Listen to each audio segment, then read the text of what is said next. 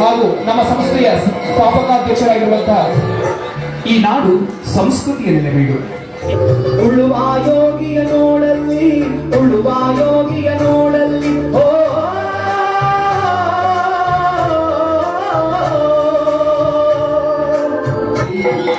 ಈ ದೀಪ ನಮ್ಮೆಲ್ಲರಿಗೂ ಮಾರ್ಗದರ್ಶಿಯಾಗಿ ಇರುವಂತಹ ಆಶಯ. 22 ವರ್ಷಗಳಿಂದ ಈ ಒಂದು ಸಂಸ್ಥೆ ಈಗ ತಾನೇ ತಮ್ಮ ವರದಿಯಲ್ಲಿ ಹೇಳಿದ್ರು, ಒಂದು 5-6 ಯುವಕರಿಂದ ಪ್ರಾರಂಭವಾದಂಥ ಈ ಒಂದು ಸಂಸ್ಥೆ ಇವತ್ತು ಈ ಮಟ್ಟದಲ್ಲಿ ಬೆಳೆದಿದೆ ಅಂತ ಹೇಳಲಿಕ್ಕೆ, ಅವರ ಏನು ಚಟುವಟಿಕೆಗಳೇ ಇದಕ್ಕೆ ಸಾಕ್ಷಿ ಅಂತ ಹೇಳಲಿಕ್ಕೆ ನಾನು ಇಷ್ಟಪಡ್ತಾ ಇದ್ದೇನೆ.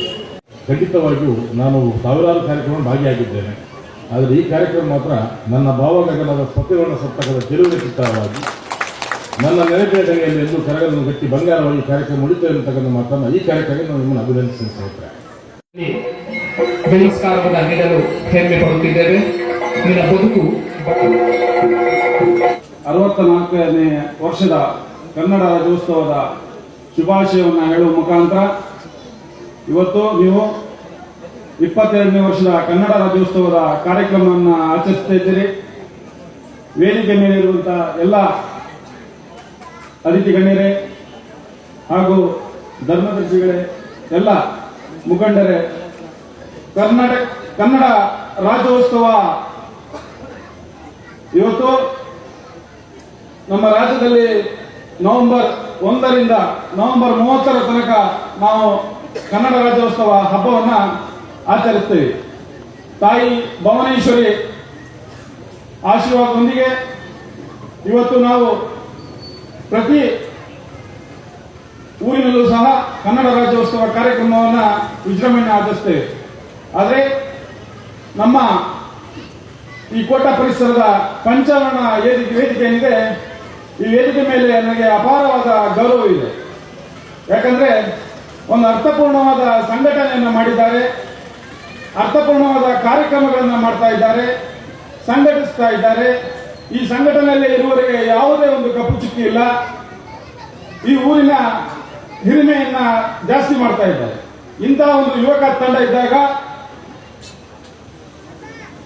ಯಾವತ್ತು ಇನ್ನಷ್ಟು ನೀವು ಸಂಘಟನೆಯನ್ನ ಬಲಿಷ್ಠ ಮಾಡಬಹುದು. ಯಾಕಂದ್ರೆ ನೀವೊಂದು 4-5 ಜನರಿಂದ ಸಂಘಟನೆಯಿಂದ ಸ್ಟಾರ್ಟ್ ಮಾಡಿ ಇವತ್ತು 100 ಜನ ಕಾರ್ಯಕರ್ತರನ್ನು ಹೊಂದಿದ್ರೆ ಇದು ಸಾಧಾರಣ ವಿಷಯ ಅಲ್ಲ.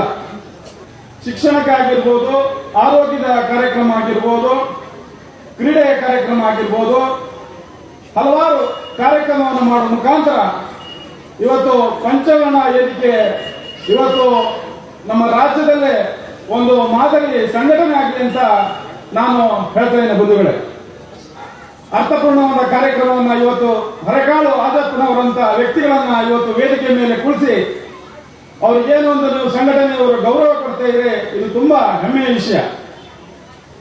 ಆ ವ್ಯಕ್ತಿಯ ಬಗ್ಗೆ ಕೇಳಿದ್ರೆ, ಇಂಥ ಒಂದು ವ್ಯಕ್ತಿಯನ್ನ ಈ ಊರಿನಲ್ಲಿ ಅರ್ಥಪೂರ್ಣವಾದ ಸನ್ಮಾನವನ್ನು ಮಾಡುವ ಮುಖಾಂತರ ಇಡೀ ರಾಜ್ಯದಲ್ಲೇ ಯಾವೊಂದು ಸಂಘಟನೆಯವರು ಮಾಡದಿರುವಂತಹ ಕಾರ್ಯಕ್ರಮವನ್ನ ಇವತ್ತು ನೀವು ಮಾಡ್ತಾ ಇದ್ದೀರಿ. ಅರ್ಥಪೂರ್ಣವಾದ ಕಾರ್ಯಕ್ರಮವನ್ನು ಮಾಡ್ತಾ ಇದ್ದೀರಿ. ಜಯ ಕರ್ನಾಟಕ ಸಂಘಟನೆಯ ನಿರಂತರವಾಗಿ 15 ವರ್ಷಗಳ ಕಾಲ ಉಡುಪಿ ಜಿಲ್ಲಾಧ್ಯಕ್ಷನಾಗಿ, ರಾಜ್ಯ ಸಂಘಟನೆಯ ಕಾರ್ಯದರ್ಶಿಯಾಗಿ, ಸಂಸ್ಥಾಪಕ ಅಣ್ಣ ಮುತ್ತಪ್ರಾಯ ಅವರ ಒಂದು ಮಾರ್ಗದರ್ಶನದಲ್ಲಿ ಈಗ ಮತ್ತೊಮ್ಮೆ ಜಿಲ್ಲಾಧ್ಯಕ್ಷನಾಗಿ ಸಾವಿರಾರು ಜನ ಕಾರ್ಯಕರ್ತರನ್ನ ಒಗ್ಗೂಡಿದಂತ ಸಂಘಟನೆ ಜಯ ಕರ್ನಾಟಕ ಸಂಘಟನೆ. ಬಂಧುಗಳೇ, 55 ಲಕ್ಷ ಸದಸ್ಯರನ್ನು ಹೊಂದಿರುವಂತಹ ಸಂಘಟನೆ ಜಯ ಕರ್ನಾಟಕ ಸಂಘಟನೆ. ಈ ಮಾತನ್ನು ಯಾಕೆ ಹೇಳ್ತಾ ಇದ್ದೀನಿ ಅಂತ ಹೇಳಿದ್ರೆ, ಸಂಘಟನೆಯನ್ನ ಮಾಡಲಿಕ್ಕೆ ಎಷ್ಟು ಕಷ್ಟ ಇದೆ ಅಂತ ಹೇಳಿದ್ರೆ ತುಂಬಾ ಕಷ್ಟ. ಆ ಒಂದು ಸಂಘಟನೆಯನ್ನು ಮಾಡುವುದಿರಬಹುದು. ಇವತ್ತು ಸಂಘಟನೆಯನ್ನು ಮಾಡುವಾಗ ಹಲವಾರು ವಿರುದ್ಧಗಳು ನಮ್ಮ ಮುಂದೆ ಬರ್ತದೆ. ಅದನ್ನೆಲ್ಲದನ್ನು ನಾವು ಮಟ್ಟ ಹಾಕಿ ನಿಂತಾಗ ಮಾತ್ರ ರಾಜಕೀಯ ವ್ಯಕ್ತಿಗಳಿಂದ ಬರ್ತದೆ, ಹಲವಾರು ವ್ಯಕ್ತಿಗಳಿಂದ ನೀವು ಹಲವಾರು ಸಮಸ್ಯೆಗಳು ಬರ್ತದೆ.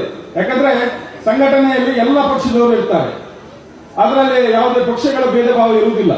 ಎಲ್ಲರೂ ಇದ್ದಾಗ ಮಾತ್ರ ಸಂಘಟನೆ ಮಾಡಲಿಕ್ಕೆ ಸಾಧ್ಯ. ಹಾಗೆ ಈ ಸಂಘಟನೆ ಮಾಡೋದಷ್ಟು ಸುಲಭ ಅಲ್ಲ. ಸಂಘಟನೆ ತುಂಬಾ ಕಷ್ಟ ಆಗ್ತದೆ ಮಾಡಲಿಕ್ಕೆ. ಇದೇ ರೀತಿ ನೀವು ಮುಂದೆ ಸಂಘಟನೆಯನ್ನ ಬೆಳೆಸ್ಕೊಂಡು ಹೋಗಿ ಸಾಧಾರಣ ಒಂದು 2 ತಿಂಗಳ ಹಿಂದೆ ಸಂಸ್ಥಾಪಕ ಅಧ್ಯಕ್ಷರಾದಂತಹ ಅಣ್ಣ ಮುತ್ತಪ್ರಯ್ಯವರು ಕುಕ್ಕೆ ಸುಬ್ರಹ್ಮಣ್ಯ ದೇವಸ್ಥಾನಕ್ಕೆ ತಾನು ಒಂದು 2.5 ಕೋಟಿ ರು ವೆಚ್ಚದ ಬ್ರಹ್ಮರಥವನ್ನ ಕಾಣಿಕೆ ರೂಪದಲ್ಲಿ ನೀಡಿದರು. ಆವಾಗ ನಮ್ಮ ಕೋಟ ಹಲವು ತಾಯಿ ಮಕ್ಕಳ ಧರ್ಮದರ್ಶಿಗಳಾದಂತಹ ಶ್ರೀ ಆನಂದ ಕುಂದರ್ ಅವರು ಆ ರಥವನ್ನು ಬರುವ ಮಾರ್ಗದಲ್ಲಿ ಕೋಟ ಪರಿಸರದಲ್ಲಿ ಹಲವಾರು ಸಂಘಟನೆಯವರು ಸೇರಿ, ಪಂಚವರ್ಣ ಸಂಘಟನೆಯನ್ನು ಸೇರಿ ಆ ಭವ್ಯವಾದ ರಥವನ್ನ ಸ್ವಾಗತ ಮಾಡುವ ರೀತಿ ನೋಡಿ ಸಂಸ್ಥಾಪಕ ಅಧ್ಯಕ್ಷರಾದಂತಹ ಮುತ್ತಪ್ಪರವರಿಗೆ ಆ ವಿಡಿಯೋದಲ್ಲಿ ನೋಡಿದ್ರು. ತುಂಬಾ ಖುಷಿಯಾಯಿತು. ಅವರು ಇನ್ನು ಮಾರ್ಚ್ ಅಲ್ಲಿ ಸಹ ಇನ್ನೊಂದು ರಥವನ್ನ ಕೊಡ್ಲಿಕ್ಕಿದ್ದಾರೆ. ಸೋಮೇಶ್ವರ ದೇವಸ್ಥಾನಕ್ಕೆ ಇನ್ನೊಂದು ರಥ ಬ್ರಹ್ಮರಥ ರೆಡಿ ಆಗ್ತಾ ಇದೆ. ನೀವು ಯಾವ ರೀತಿ ನಮಗೆ ಹಿಂದೆ ಬೆಂಬಲವನ್ನು ಕೊಟ್ಟಿದ್ರಿ ಅದೇ ರೀತಿ ಮುಂದೊಮ್ಮೆ ಆ ಬ್ರಹ್ಮಲಿಂಗೇಶ್ವರ ದೇವರ ಅನುಗ್ರಹದಿಂದ ಸಂಸ್ಥಾಪಕ ಅಧ್ಯಕ್ಷರಾದಂತಹ ಅಣ್ಣ ಮುತ್ತಪ್ಪರಯ್ಯವರು ಅವತ್ತು ಮಾರ್ಚ್ ಅಲ್ಲಿ ಬರ್ತಾರೆ. ನೀವು ಸಹ ನಿಮ್ಮ ಸಂಘಟನೆಯವರು, ಊರಿನವರು ಎಲ್ಲರೂ ನಮಗೆ ಬೆಂಬಲವನ್ನು ಕೊಡಬೇಕಾಗಿ ನಿಮ್ಮ ಹತ್ರ ನಾನು ಕೇಳ್ಕೊಳ್ತೇನೆ. ಹಾಗೆ ಈ ಸಂಘಟನೆ ಇನ್ನಷ್ಟು ದೊಡ್ಡ ಮಟ್ಟಕ್ಕೆ ಬೆಳಿಬೇಕನ್ನೋದು ನಮ್ಮೆಲ್ಲರ ಆಸೆ. ಯಾಕಂದ್ರೆ ಈ ಸಂಘಟನೆಯಲ್ಲಿರುವ ಸದಸ್ಯರೆಲ್ಲರೂ ನನ್ನ ಆತ್ಮೀಯರು, ತುಂಬಾ ಒಳ್ಳೆಯವರು. ಇಂಥ ಸಂಘಟನೆ ಯಾವತ್ತು ಚಿರಕಾಲ ಸಂಘಟನೆ ಉಳಿಲಿ, ಜಯ ಕರ್ನಾಟಕ ಸಂಘಟನೆ ನಿಮಗೆ ಸಂಪೂರ್ಣವಾದ ಬೆಂಬಲ ಇರ್ತದೆ ಅಂತ ಹೇಳುತ್ತಾ ನನ್ನೆರಡು ಮಾತನ್ನು ಮುಗಿಸ್ತಾ ಇದ್ದೇನೆ. ಜೈ ಹಿಂದ್, ಜಯ ಕರ್ನಾಟಕ. ಪಂಚವರ್ಣ ರಾಜ್ಯೋತ್ಸವ ಪುರಸ್ಕಾರ ಈ ದಿನ ಈ ಪ್ರಶಸ್ತಿ ಭಾಜನರಾಗಿರುವವರು ಅಕ್ಷರ ಸಂತ ಹರಿಕಳ ಹಾಜಪ್ಪ, ಮಂತ್ರಿಗಳು, ಮುಜರಾಯಿ ಮಂತ್ರಿಗಳಾಗಿರುವಂತಹ ಕೋಟ ಶ್ರೀನಿವಾಸ ಪೂಜಾರಿಗಳು, ಹರಿಕಳ ಹಾಜಪ್ಪ ಇವರಿಗೆ ಪಂಚವರ್ಣ ರಾಜ್ಯೋತ್ಸವ ಪುರಸ್ಕಾರವನ್ನು ನೀಡ್ತಾ ಇದ್ದಾರೆ. ಹರೇಕಳ ಹಾಜಪ್ಪನ ಇಟ್ಕೊಂಡು ಸನ್ಮಾನ ಮಾಡಿದ್ರೆ ನನಗೆ ಇಡೀ ಯುವಕಮಂಡಲ ಮಾಡಿದ್ದು ಸಾರ್ಥಕ ಆಯಿತು ಅಂತ ಅನ್ಸ್ಬಿಟ್ಟಿದೆ ನನಗೆ.